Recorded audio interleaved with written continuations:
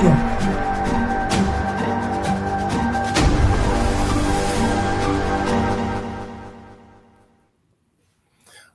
welcome to Safe Harbor with Wes Bears. It is a glorious day, and we are going to do part two today of the life of Joseph, and it's called "Dreams Make a Difference." Just wanted to let you know that my show airs on Wednesday evening at 6 p.m. Eastern Time, and will also be posted on Rumble and X and Twitch and a number of other different places. And it will also be on YouTube. And I'll post it on my Facebook page, which is just Wes Bears. You can see my name below. On YouTube, it'll be under Safe Harbor with Wes Bears. So you'll be able to see it there. But we got a lot to cover today. We're talking about Joseph, and his life doesn't get any easier, I can promise you that. So we're now in Genesis chapter 39, if you're following along in your Bible. And Joseph has just been sold to the Ishmaelites, or by the Ishmaelites to Potiphar, and he's carried off to Egypt. It said that the Lord was with Joseph and that he was a prosperous man in the midst of all of the problems going on. I think it's extremely interesting since he's been a slave since he was sold. And yet God has made Joseph's life abundant in spite of his captivity. So, Joseph obviously was doing a good job, a great job, because he's then made overseer of Potiphar's house. And he's entrusted to take over and manage the entire goings on at the house. So apparently, God's grace overflowed from just blessing Joseph to also blessing Potiphar's house. So it carried over. Everything gives off something. So everything that Joseph touched was blessed. Even the fields that belonged to Potiphar saw a tremendous increase. The master saw that Joseph, everything that Joseph did, and he was blown away by what's going on. And Potiphar completely relinquished control of everything that he owned.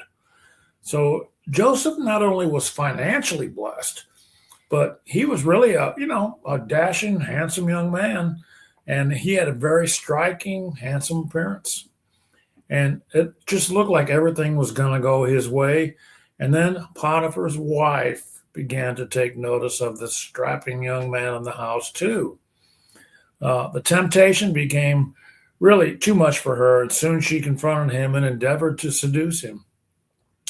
And it said that she cast her eyes upon him. That's an interesting word, the word cast. And it's like when somebody casts a net, endeavoring to trap someone or something. Her words to Joseph were, "Lie with me." She wanted Joseph to be part of this lie. Number one, an interesting use of words, that she was acting like she was a happily married woman. And I believe it's really noteworthy that we are never given her name. I think that's really interesting.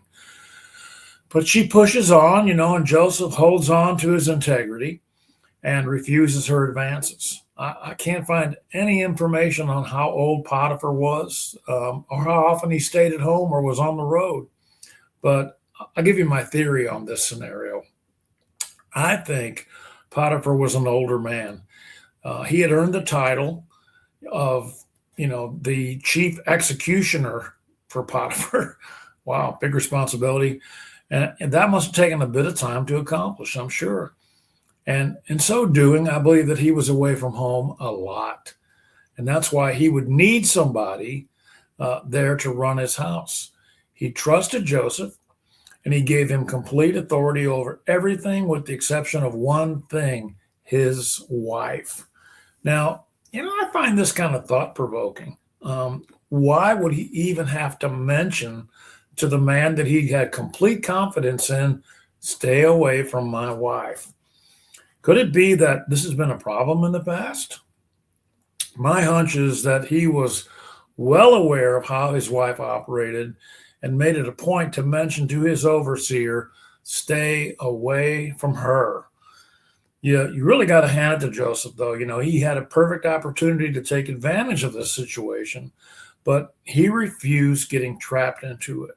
So he knows that it's a sin, against his God, and that's what helped kept him strong. But she was relentless, and she never gave up pursuing him and trying to entrap him for her own pleasure. Well, as you could guess, one day no one was around the house when Joseph came in to take care of business. And who do you think was waiting for him, ready to pounce on this occasion? Yeah, chances are she may have even cleared the house, to set this trap up. So as Joseph walked into the room, she grabbed hold of his outer garment and demanded that he lie with her. And he quickly pulled away from her, and as he jumped back, he found himself standing there, and she had his garment in her hand. Well, knowing that he had no other choice, he fled the scene, which is good, and leaving his article of clothing behind. There was no way he was going to get anywhere near that woman to try and get it back. His option was to flee fornication. We're told that in 1 Corinthians 6:18. Well, now she's in a real spot. This could cause Joseph to go confront Potiphar and ask, that he be left alone from her advances. Tell her to leave me alone. And I don't believe that he wanted it to come to this, but he was stuck between a rock and a hard place. And, she must have feared what Joseph was going to report her advances. And her knee-jerk reaction was to point the finger at Joseph and keep, her off the hook. It's a mess. It's a real mess. But she panics and she screams for the men of the house where they been all this time. Okay. She now starts screaming.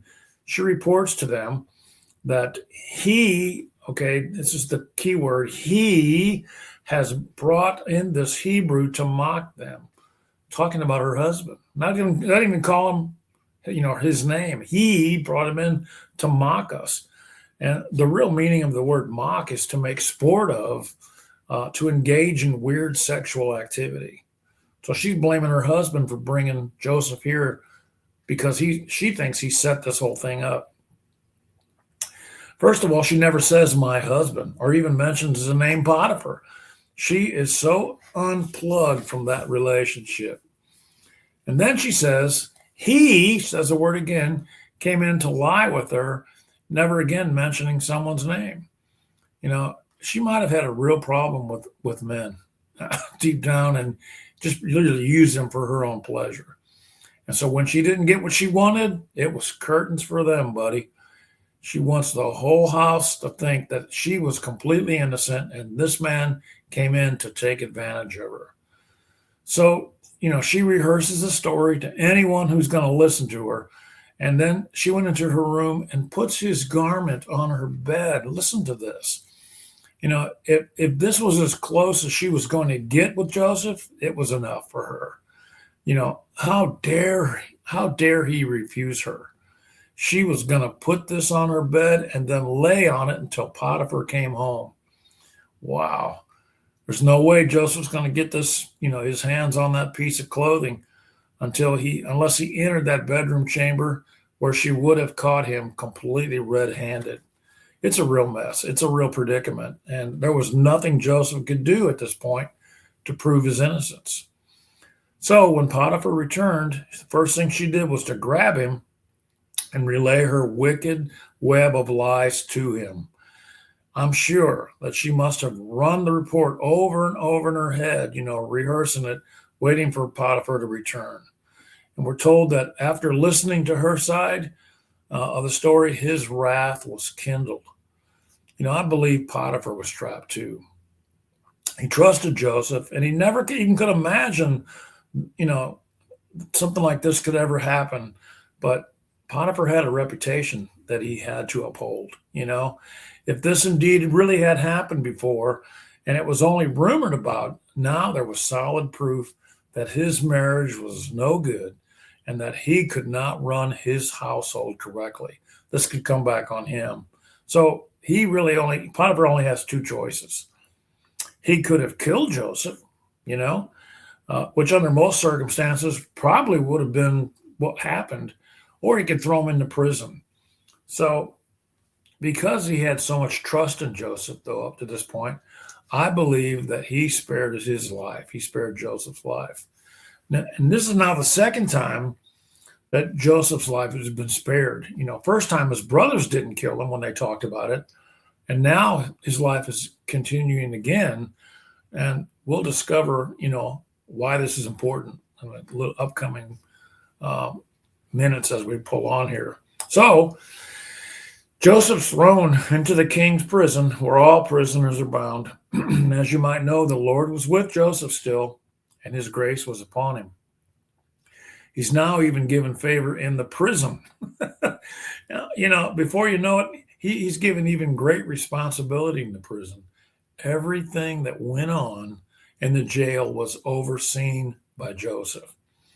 I guess Joseph didn't, let all this diminish his love for the Lord. He just didn't let that happen. And if anybody had the right to complain and develop a bad attitude, Joseph certainly would have qualified as a good candidate, Discouragement and disappointment are two of Satan's strongest weapons. So, how many people in life have failed because of that, because of discouragement and disappointment?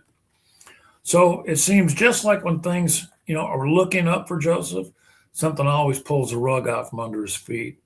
So I wonder how many, of us have felt that same way. Have you ever felt that way? Everything starts going good, and then for no apparent reason, everything just crumbles away into dust. Many times we just have to keep on going with what we know is right, and regardless if we see an immediate blessing or not. It may take years, but God will never leave you nor forsake you. That's a promise. And he's never left Joseph. He'll never leave you either. So we've now gone to the 40th chapter of Genesis, and we continue to look at this life of Joseph. He's still in the prison, and it's a place where he spent a good deal of his life, actually. For some reason, when I think about the goings on of his life, my mind mostly thinks about the good points. But quite honestly, I can only imagine that, for the portion of this life, of Joseph's life, this was not a pretty picture. So as the chapter opens, we find that two of the workers in Pharaoh's palace have offended him, and they've been thrown in the prison to punish them. These men were the chief of the butlers and the chief baker. So the chief of the butlers was similar to like a kitchen manager, if that makes sense. He alone would be trusted to sample the food and the drinks to ensure their safety for the king. The baker had a similar position, but he was specifically assigned to cooking the breads and other delicacies, in Pharaoh's home. Well, we don't know what they did wrong, but whatever happened, Pharaoh became indignant about it. And I can only imagine that he was furious, as he began screaming and possibly throwing things around. These men, they weren't criminals. And the nature of their offense was probably not that big of a deal, really. But whatever they did incorrectly that day, it sent the king over the edge. And they weren't thrown into the common prison either. They were sent to a ward of the captain of the prison's house. And this wasn't as bad of a place as where Joseph was. He was down in the lower prison. These men, by nature, were refined and trained. They weren't accustomed to the harshness of prison life. You might say that they really got special treatment in prison. Nevertheless, Joseph is assigned to them to serve them while they're in prison. Proverbs 18:14 says, "A man's gift makes room for him and brings him before a great man." Well, we certainly see that here. So we're not really certain how long these men, were held here, but apparently they could have been there for a few months. A lot can happen in that span of time. And obviously these men, came to rely on one another. They developed a sense of trust amongst themselves. Well, one night, both the butler and the baker had a dream. So when Joseph arrived that day, he noticed something wasn't quite right. They both appeared sad and perplexed. And because he was their servant, he desired to help. So he asked, "What's going on with you guys?"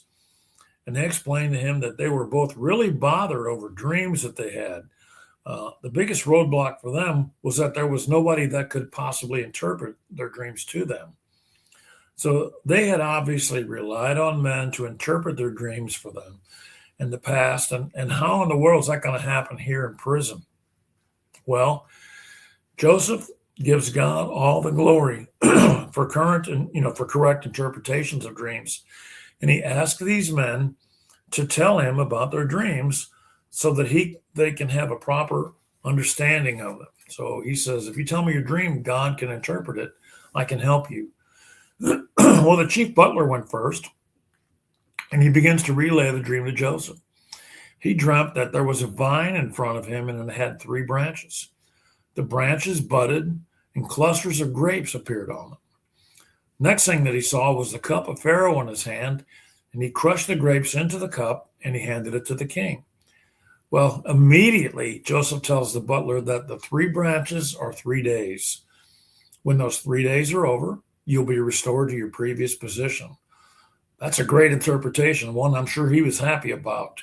It's just a glorious, realization that this season of unsurety is almost over. What a relief. Then Joseph asked the butler to not forget about him when he's back in the position of honor. Just please make mention of him to Pharaoh so that he too can be released from his current assignment. So he says, when you're back up there, and just remember me to the Pharaoh. Let him know that I'm down here. Well, I guess the baker, saw how good the interpretation turned out, so he figured he had nothing to lose. He might as well tell Joseph, that his dream. So maybe he'll get good news too, about the dream that he had. So the baker tells him that he saw 3 white baskets on his head in the dream. In the top basket, there were all kinds of baked goods and perhaps, sweet breads and things like that. All of a sudden, some birds flew near and began eating the breads out of the basket. He probably thought, this is going to be a great dream. This is going to be a great interpretation. So his expectations were pretty high. Well, with lightning speed, Joseph fires back and says, the 3 baskets are 3 days. Okay, so that sounds good so far. So then Joseph tells him that Pharaoh is going to cut off his head and hang his body from a tree. Woo! The birds will come swarming in and pick the flesh off of your body. Whoa, wait a minute. This isn't what the baker wanted to hear. I can promise you that. Try again, Joseph. You missed it. You made a mistake. Well, the dream sure, seems similar in nature, but how can the interpretations be so different? Well, it's because the meaning was given by God and not by men. If you've been around people that only give good words, one that make you feel all fuzzy inside, chances are this person is not always hearing from God. So, well, lo and behold, 3 days pass by, and it's now Pharaoh's birthday. It's time for a celebration, and the chief butler and baker are summoned from their confinement from prison, just as they were promised. However, the butler is returned to his position at the right hand of Pharaoh, but the baker is hanged just like it was spoken. It was a great day for the butler, but not such a great day for the baker. You would have thought that this butler would have reflected on the situation a bit and thought, wow, it happened, just like that guy in the prison told me. So I'm restored and the baker is hung on a tree. I've got to mention this guy to Pharaoh. Joseph did me a favor. I want to return the kindness. Wrong. Doesn't happen. So, maybe the mention of Joseph would have been too painful for that baker to bring up to Pharaoh. I mean, after all, it could have been something that he wanted to think about. Perhaps he was happy to be back, but it just never crossed his mind again. So we don't know what went on in his mind, actually, but we do know that the idea of Joseph being released never came to the surface in his mind. Just doesn't seem fair, does it? So here was this nice guy, unlawfully thrown in prison for something that he was falsely accused of, just wasting away his life. Joseph. We're told that Joseph was a faithful man, and he obviously had a lot of integrity it's just not right what's going on with him. Have you ever had the thought that, you may have been in that frame of mind about your life? It's just not fair what's happening to me. Surely you haven't been that bad in life. Why have you been overlooked or mistreated like you've been? Well, while it's going on, we're just as in prison as Joseph was, and the walls are just as real mentally. But I can assure you, my friend, that God has not left you alone, and He will be there to guide your steps along the way. If you'll just give Him the glory like Joseph did. I think that if the butler would have remembered Joseph to the king, he probably would have been released and gone back to his home and his family. Go, think about it for a minute. How would your life look if you would just follow the Lord's leading and become dependent on Him, to work with you to accomplish His desires? God wants to help us out. He's so into helping us. Well, life goes on. Quick for some, slow for others. 2 whole years have passed since the incident with the baker and the butler. 2 years. How discouraged would you be in that prison? I imagine time passes really slow in prison. It's the same old thing over and over and over. Wow. Unfortunately, here's what happens. Joseph, he's just doing his thing down there, being a blessing to people. And what happens is something happens above, up in the palace. Pharaoh has a dream. Now, you and I both know that anybody, saint and sinner, can have a dream. Many people, dream multiple dreams in a night, but this one is different. In fact, he has 2 dreams, one right after the other. And in the first dream, Pharaoh was standing beside a river. So from when out of it appear 7 good-looking young heifer cows, healthy and well-fed. They began to feed on the rich marsh grass. All of a sudden, 7 more cattle appeared coming out of the river, and they stood on the banks of the river. They were thin and very ill-fed. They walked up to the healthy cows and began eating them. Now, cattle by nature, are not flesh eaters, so this is a very weird scene. I can only imagine that it was a pretty gruesome dream too, so sometimes dreams are so real. It's just, the detail is unbelievable. It's really amazing. But in this case, I think it might have been kind of terrifying, actually, watching those unhealthy cows tearing into the flesh of the original cows, ripping meat off their bodies, throwing their heads back and devouring them, kind of like a bad pizza dream, if you know what I mean. Well, whatever was going on, it woke Pharaoh up in the middle of the night.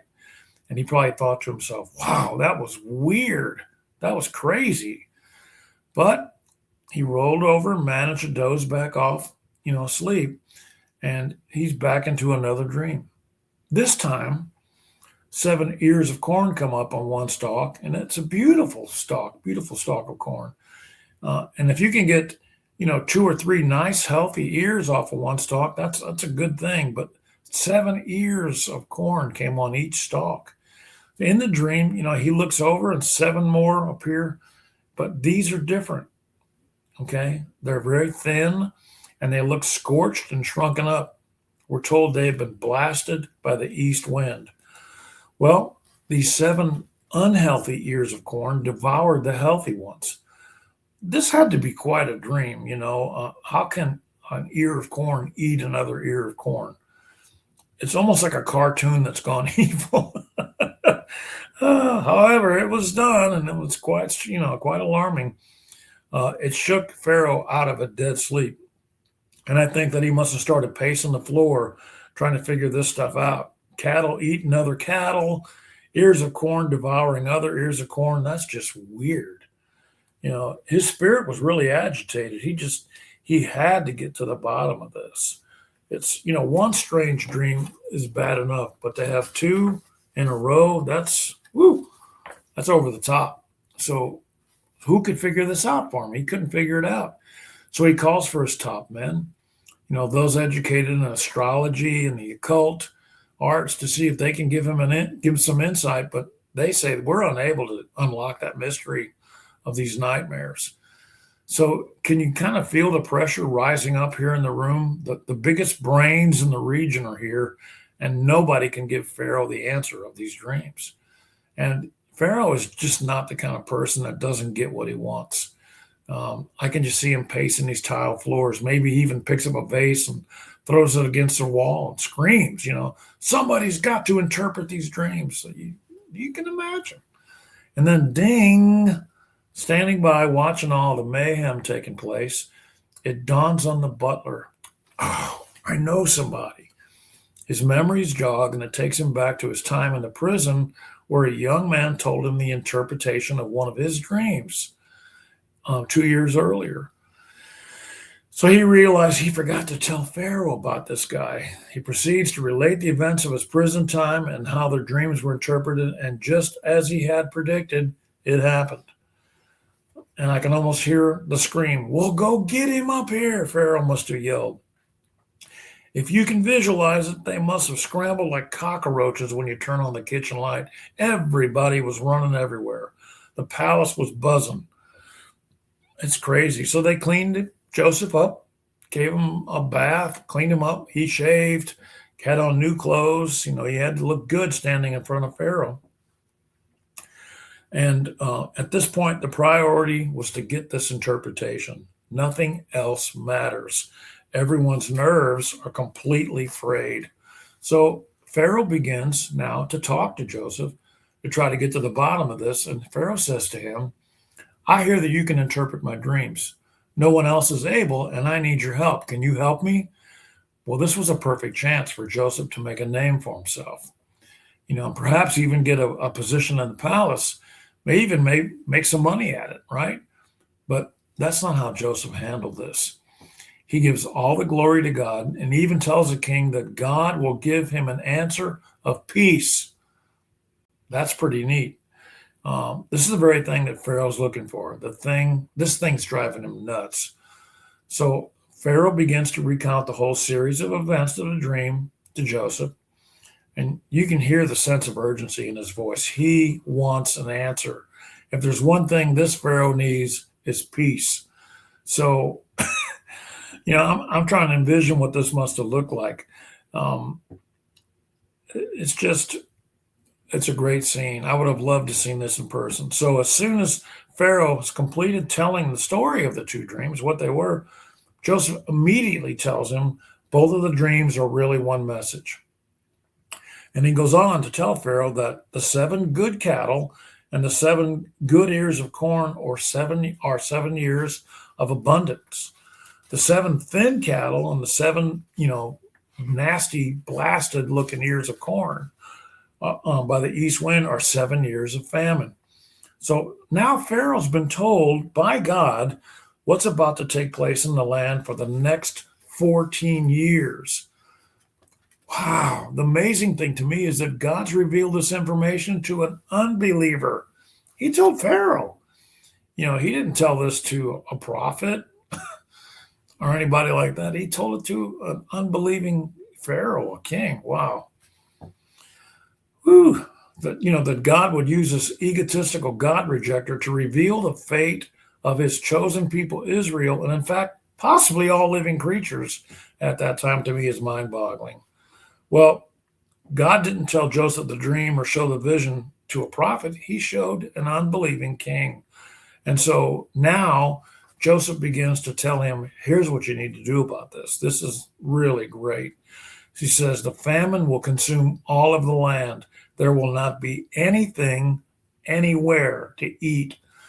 Joseph tells Pharaoh that the dream was told in 2 different ways because God wanted to establish it. It's like a signed contract. There's no turning back now. And the whole event is going to begin very soon. And there's a real strong sense of urgency here. And the wheels need to start turning right now if you want to prepare to handle what's coming up. So Joseph suggests to Pharaoh that he needs to assign this monumental task of preparation to someone who's very attentive to detail, one who has a real discerning eye and knows how to plan and carry out a plan. Okay, he's going to need wisdom, and he's going to have somebody that will not let anybody dispute his words. So he goes on and lays out the nature of what needs to be done. So during the 7 years of plenty, 20% of all the food has to be stored. Now, that doesn't seem like a ridiculous request, you know. That means that 80% of the food can still be eaten. That's incredible. You would have thought he would have probably said, let's put 50% up and you can have 50%. But, you know, that's this is wisdom from God. This is why. So the food was to be stored in the cities. That's where they were going to need it. And think about, you know, the monumental task of gathering this food and putting it into storage bins and overseeing it so thieves didn't come in, and take it. And they also had to be careful that, animals, critters, bugs, rats didn't come in and eat it. It's a monumental venture, really. They need somebody that really knows what they're doing and can handle this. So Pharaoh says, can we find somebody like this in whom the Spirit of God is? What? Can you believe this is Pharaoh asking? He needs somebody that, if the Spirit of God, that can oversee this. So Pharaoh then realizes that Joseph is the man for this job.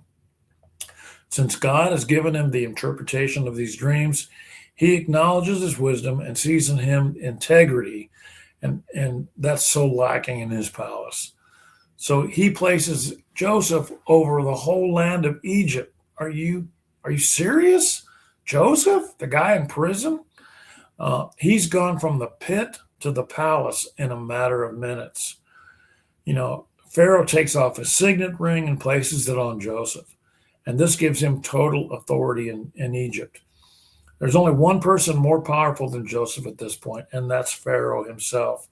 He gives him a new set of clothes. Basically, it's carte blanche. He gives him everything.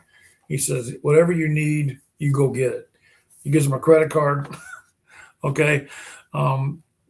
It gives him new clothes. I mean, he sets him up. Pharaoh commands that he gets a brand new chariot, to ride on. And you can be sure it wasn't an old beat up VW. I'm sure that in that day and time, he got a nice little Ferrari of a chariot. I'm sure it was beautiful.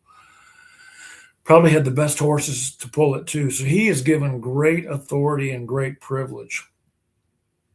Pharaoh changes his name to Zephnath-Paneah, which means a revealer of secret in Hebrews. But in the Egyptian language, it means the treasury of glorious rest. This is the peace Joseph was talking about. He's even given a wife. He's a daughter of the priest of the sun god, and her name is Asenath, and she winds up, giving him a couple kids. Well, Joseph's now 30 years old at this point. He spent 13 years since his brother threw him in that hole. Remember that when they tried to kill him last time? And, really he's in his 14th year here. And 14 is a very specific number. Jacob served 14 years for his wives. Remember that? Now Joseph is in his 14th year away from his family. Pharaoh's dream forecasted the next 14 years of Egypt's future. 14 is 7 times 2. 7 is spiritual perfection, and 2 establishes it. So God is all over this thing. And, the 7 years of plenty begin, and there's an abundance of everything. They're just given so much stuff. And so he begins to steward it. And, Joseph has 2 sons, and life kind of seems to be going on for him. He's been blessed. He's been double blessed, and people all around, are living life. But all of a sudden, the 7 years of plenty are here, are finished, and the famine has arrived. There's no food. And, when people get hungry, they get awful mean. They get dangerous. And so he wants to have this mob under control. Well, Joseph figures out how to take care of this whole thing for everybody. And he says, you can buy it. He doesn't give the food away, he sells the food to them, which I think is incredible. This is not a welfare state. This is a message from God that if you want the food, you got to buy it. And, that's incredible. Well, in the meantime, Joseph's brothers, famine hits their land too, and they go to Egypt. They need food. And so, they humble themselves. They go to Egypt and they come before this man. Now, they don't know who it is. All they see is this young man, very nicely dressed. And, he's got makeup, he's got a wig on, he's dressed in the Egyptian style. And so many things happen here. So they say, we need food. Well, Joseph's pretty smart. And Joseph says, I don't believe that you're here for that reason. I think you're spies trying to figure out our weak points, trying to really come in and take over our land. And they, no, we're not spies. We promise you we're not spies. And Joseph's really not buying it, but Joseph knows what's going on. He knows them, but they don't know it's him. See, he uses an interpreter. He's speaking Egyptian. And the interpreter is telling them and telling his brothers, in Hebrew, what's going on. They don't recognize him at all because it's been 14 years and he's changed. He looks completely different. They do not, except maybe a little older. So here's what happens. And I'll try to wrap this up because time is getting away from me here. But they get food from him. But he says, I need for you. I don't believe that you're here for the right reason. I think you're spies. So he puts his brothers in jail, except for one, and he sends him back to go get his younger brother, Benjamin. Jacob is never going to let Benjamin go because he's the last remnant of his relationship with Rachel. But if he wants his other sons, right? He wants his son to come, back. He has to send Benjamin there. Not a good thing. So they go, they bring Benjamin. Everything's a happy reunion. They still don't know this is Joseph. And what happens is he says, you were talking about your father, and I want you to bring your father now. So he sends them back, and he loads their camels up with food and the money that they brought, to buy the food. Well, so they're going back, and somebody puts their hand in their camel pack and discovers, oh my gosh, their money's in here. He's going to think we stole it, right? So they're freaking out. They're scared to death now. So they go back home, tell their father what's going on. And the father says, look, we need to really appeal to this guy. We really need to, make good with him so he doesn't kill us all, but we need to get your brother back. And so he sends them more stuff. Well, they go back and he keeps Benjamin. Benjamin goes with them. They keep Benjamin. Now he says, go back and get this father you're talking about. So they go back and get Jacob and they bring him back to Egypt. And, this is his perfect opportunity to lay it all out there and get his revenge and really tell what happened to Jacob and really rat out his brothers, basically. Tell them how evil they were to him. And, really that's not the heart of Joseph.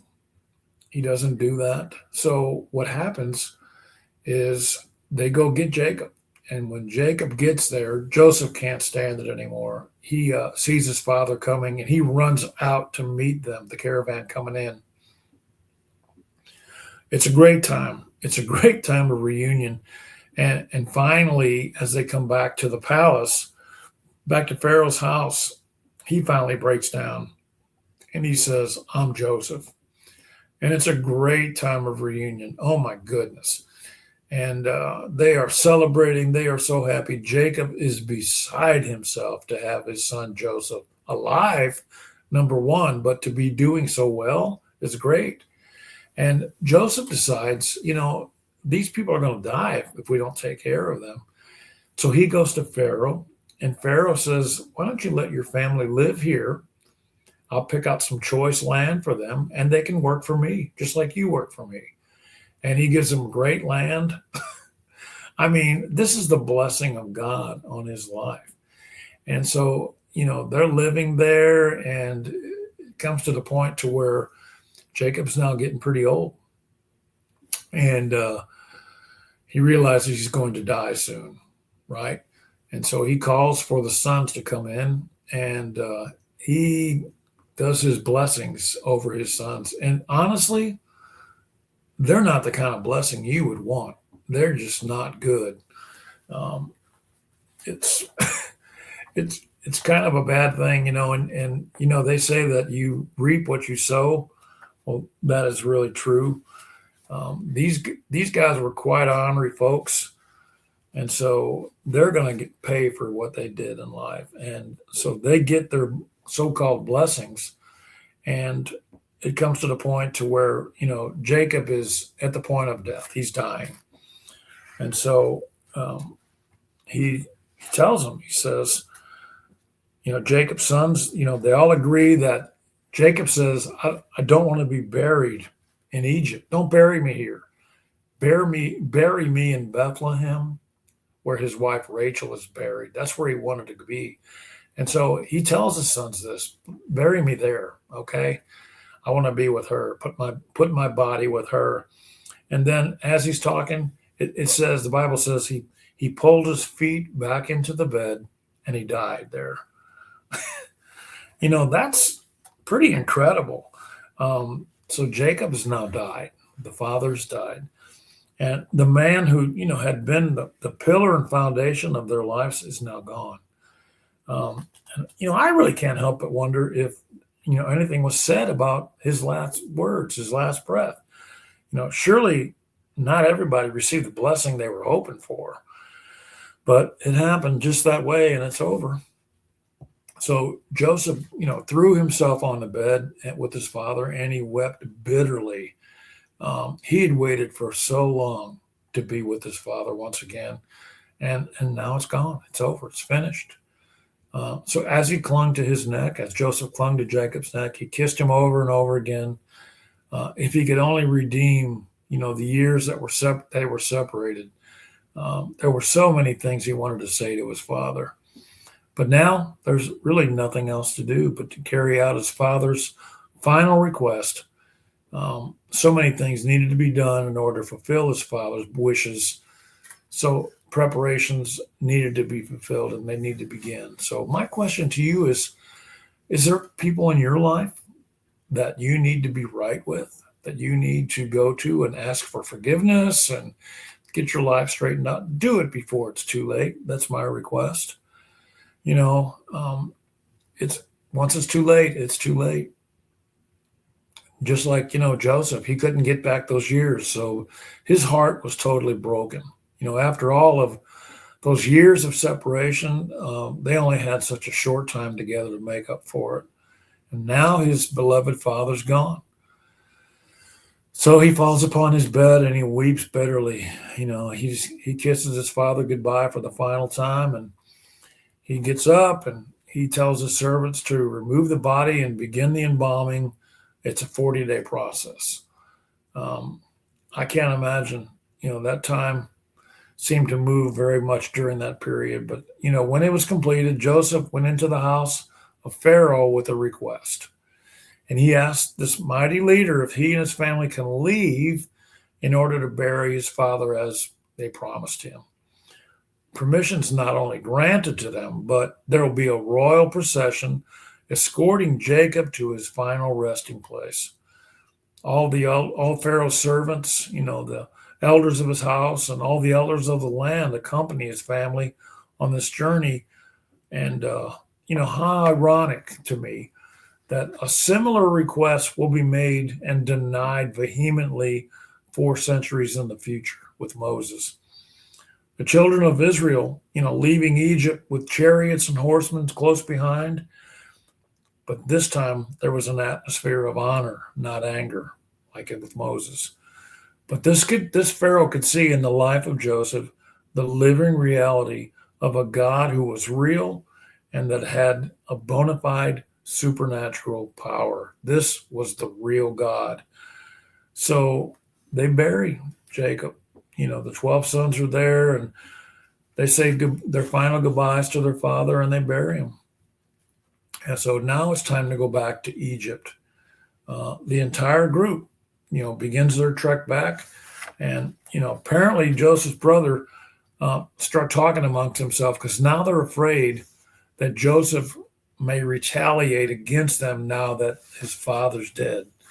And they're scared. They felt like, as long as Jacob was alive, they had a chance of being okay. But now that he's gone, they're a little bit nervous. So they try to work out something. And Joseph tells them, listen, guys, you don't need to have any sense of fear. I'll take care of you, and I'll take care of your whole family. I can just see this time of them hugging each other, kissing each other on the neck. And it must have been a great time of healing, for that family. And it makes me wonder, are there people in your life that you need to get right with? It doesn't matter what's happened in the past. Get it right. It reestablish that loving relationship, so, it's a thing that we all need to do. I'm a big, constant proponent of forgiveness. Ask God if there's anybody in your life that you need to forgive. So, but for them, Joseph did his best to tell them it's going to be all right. Life moved on. But you know what? Eventually, time moved on to the point where now Joseph is an old man. And he's now 130 years old, 110 years old, excuse me. And he's seen 3 generations of offspring leave his house. And he knows that his time right now is getting very short. And so he calls his family to his side. And just like he saw his father, call them to sit on his lap and receive the blessing, he does likewise. And he proclaims to his children that they'll be visited by God and that they will leave the land of Egypt and move on to the land that was promised to them through Abraham, Isaac, and Jacob. But just like his father, he requests for his body to have its final resting place with his father's. He doesn't ask, for it to be done immediately. Be done immediately. But he's getting old. His eyes are now dimming, and he makes them vow to him that they'll take his bones out of Egypt when they leave. We're talking about 400 years in the future, So he dies. Joseph dies. He's embalmed, put in a coffin. His body is put in storage in Egypt. And this great man who went from the pit to the palace is no more. He's died. As far as I can tell, he was an obedient son who was an outcast to his own family. He endeavored to live a sinless life, but he was surrounded by satanic scenarios. Much of his life was filled with loneliness, but he was loved dearly by his father. So what can we learn from this mighty man of God, Joseph? He had a roller coaster life. He goes from being the favorite son, lavish with favors, to being abandoned by his own family. Now, it's one thing to be disliked by your family. That's one thing. But they wanted to kill him. I mean, that's quite a different ball. So how many of us, of those early nights in captivity for Joseph, do you think he felt alone? How would you have handled what occurred to Joseph? It's a question we really need to ask ourselves. So, but here's the comfort of it. Hebrews 13:5 informs us that let your conversation, your manner of life, your lifestyle, let it be without covetousness, which is like loving money or power. So let me kind of give you that straight. Let your manner of life, your lifestyle, be without being consumed by money or power. And be content with such things as you have. For he has said, God has said, I will never leave you nor forsake you. So this should give us an assurance in life that no matter where we are, who we're with, And what we are doing, God is always by our side. Joseph realized this truth, and that's what kept him going, you know? So, what's the purpose of this teaching, you may ask? You know, did we just read a story and there's no point to it? I don't believe so. We need to understand that Joseph was judged unfairly for something that he didn't even do. I think we've all gone through that in one way or another, don't you? But Joseph overcame it, and because of that, he was given favor by God, and it spilled over into everything that he did and touched. Not only did he prosper, but everybody around him prospered. He was forgotten. He had given the interpretation of the two dreams in the palace employees, and they promised that they would mention him when they were freed. 2 whole years go by, and the butler only remembered him when the dream of Pharaoh triggered it in his memory. 2 years. How do you think Joseph must have felt for those 2 years? Wow. He probably said to himself, I thought this was it. All they had to do was mention what happened up there, and they'll pull me out of here. Think about the bitterness that Joseph had to overcome in order for the grace of God to continue in his life. Well, how about revenge? His dream, that he had as a young boy finally comes true, and there are his brothers all kneeling down before him, just like that dream said. They bowed before him when they realized who he was, and they said they actually worshiped him, just like the dream Joseph had. And don't you know that deep down he just wanted to yell out and say, see, I told you. But he doesn't. In fact, it broke his heart. The whole thing broke his heart. He had the perfect setup. They didn't know that he understood every word that they were saying because he used an interpreter. He understood everything they were saying. They were scared to death and probably plotting ways to get out of there. He knew everything they said, and yet he never got angry with them. He never retaliated, never sought revenge. His forgiveness and his love superseded any viciousness that he really could have imposed. And I do love it that he kind of made a game of it. He didn't let them know. He played along with them for quite a while. That was just, I guess, his way of handling it, getting through it. Well, so Joseph himself, he led a full life. And when he dies, there's tremendous mourning. Don't you, wish that when you pass, when you finally fall asleep and receive death, that people will miss you? Of course. I do. Joseph led a life that was so exemplary, of one who is loved by God. Who doesn't want that? I don't believe for 1 minute that he led an easy life, but I'm quite confident that when Joseph stands before the Lord Jesus to give an account for his life, he'll surely hear this reply from the Lord of Lords and the King of Kings. I believe Joseph will hear these words, well done, good and faithful servant. You've been faithful over a few things. I will make you a ruler over many things. Enter into the joy of the Lord. That's what we're told in Matthew 25:21. So don't you long to hear those words too? Oh man, I know I do. And really that's the driving force of my life. So what a tremendous example of living out the love of God Joseph displayed. He really did. We're to remain faithful to him, to God, and keep our hearts pure, just like Joseph did. My prayer and desire for you is that you will be pulled out of any pit that you may feel that you're in, and that you will be promoted into the palace of the King. And, it's my prayer that you realize that God is not a respecter of persons. He loves you, and he wants the best for you, and he will give you all the answers you need to life. But we need to remain humble to him, obedient to him, and spend a time of worship and giving God the credit and the honor that's due him. That's the way Joseph lived. And he is really a shining example of how things can go wrong, but he refused to let that, ruin his life.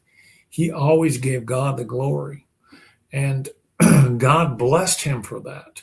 Now, we live a life giving God glory. And as we do that, that gives him more glory because God loves, when we are just in love with him. Does that make sense? As we seek him, he will be found, and we will be in his presence forever. So why not start that right now? Why not get in his presence? Spend some time as we close this teaching after we're done and just say, Lord, forgive me for I've, made a mess of my life. And I ask for you to forgive me. You've paid the price for me on the cross, and your blood has given remission of sin to me. And so, Father, I thank you in the name of Jesus for leading, guiding, and directing my steps. And I thank you for that in the mighty name of Jesus. I love you. God bless you. See you next time.